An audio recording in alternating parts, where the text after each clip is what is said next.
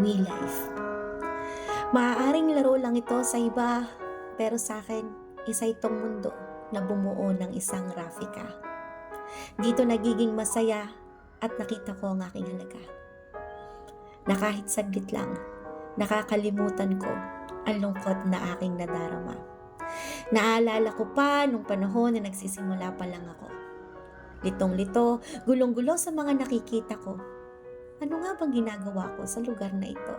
Bakit may iba na parang tila nakawala sa kawalan at ang iba naman ay tila parang walang pakialam?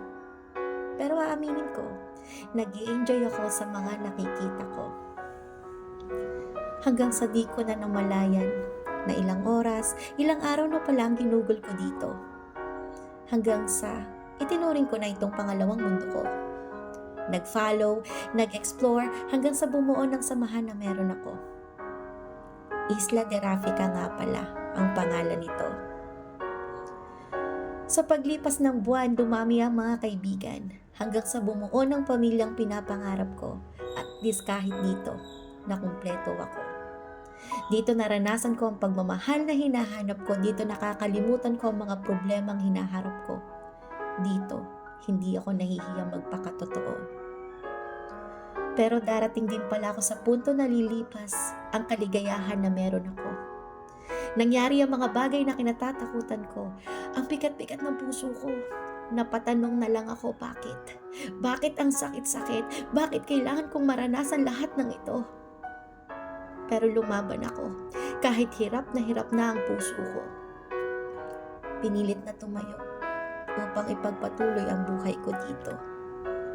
Umiyak man, pero mas naging matatag ako. Parang pelikula lang, no? Kahit pala dito, may comedy, may drama, at romance din. Parang si John Lloyd at Bea lang sa pelikulang One More Chance. May iyakan, may tawanan, pero nagpapatatag ng samahan. Ang bilis nga naman ng panahon, no? Sa sobrang bilis, di ko na namalayan na ang dami ko na palang pagsubok na nalampasan. Kaya heto ako ngayon. Nakatayo sa inyong harapan, ikinekwento ang buhay na di ko inaasahan. Sa mga taong nakikinig, pare-pareho lang tayo. Iba't ibang kwento, iba't ibang estilo, pero pare-parehong natututo. Alam ko, darating ang araw, magiging isa na lang itong alaala.